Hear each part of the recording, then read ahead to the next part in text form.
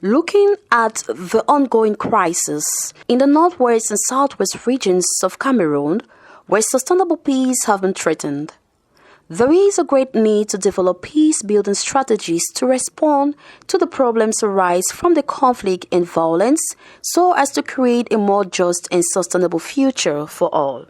Peace education has proven to be one of the most effective ways to restore peace sustainably, as it provides hope for a better future for the younger members of the society, simply because it indicates that the society is aware of its ills and is striving to remedy them in order to build a better place to live. It would therefore take the efforts of various stakeholders for peace education programs to be delivered in formal schools within the conflict-affected context.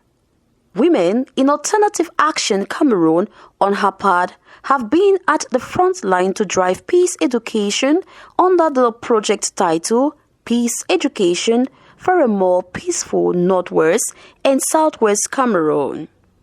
On December 6, 2022, they organized a one-day reflection meeting with some key and central actors to assess and evaluate the project at Maritol Hotel in Buea. The purpose of this reflection meeting is to gather success stories, outcomes, lessons learned, and how such a project can be replicated in other areas of the country. We have been listening to the key actors that have been trained so far, because we have here heads of learning institutions and school managers, curriculum development experts, we have the government, and they have been trained as advocates for the transformation of the current civic education to include peace education, and we have listened to their stories, their experiences, and what they have been doing in their communities, and we have seen that they've recorded a lot of progress so far, because the students and the teachers who are the target to this project their mindset have been transformed. We have had testimonies from head teachers here saying that the level of indiscipline and dismissal in school environments have been reduced because of this project Peace Education. The meeting that saw government and civil society representatives, heads of learning institutions, school managers, curriculum development experts, and other stakeholders gave them the opportunity to share their experiences towards active inclusion of peace education into the school curriculum. Ignorance is bliss. Of course, we all know that when we came here, we had different concepts of peace. I remember one time I was asked by our facilitator here, what is peace? Do you have peace? I'm like, yes. I forgot the aspect of intrapersonal peace. So when we came here, our group, we're at the stage of bliss. We did not know much. So the term here is the impact of action by action. Now it's like what WAA Cameroon is doing. They have this very big goal. What do they do next? They follow action. They call for key persons to sit down and now make some steps on how to go about it. They organize seminars here and there. Action is followed by action. Peace indeed should take a holistic approach. To this participant, peace concept should be inculcated in the minds of children early enough so when they grow up, they won't depart from it.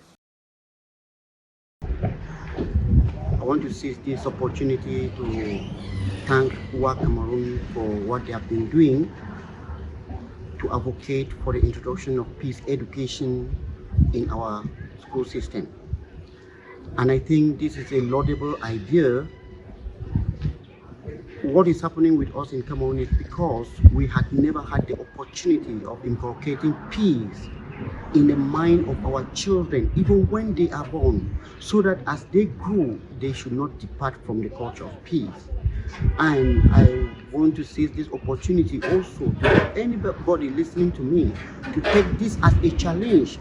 For us to be peaceful, we need to inculcate the culture of peace beginning from our children.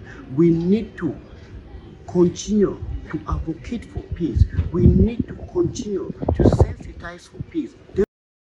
Sustainable peace is only possible if everyone played their part.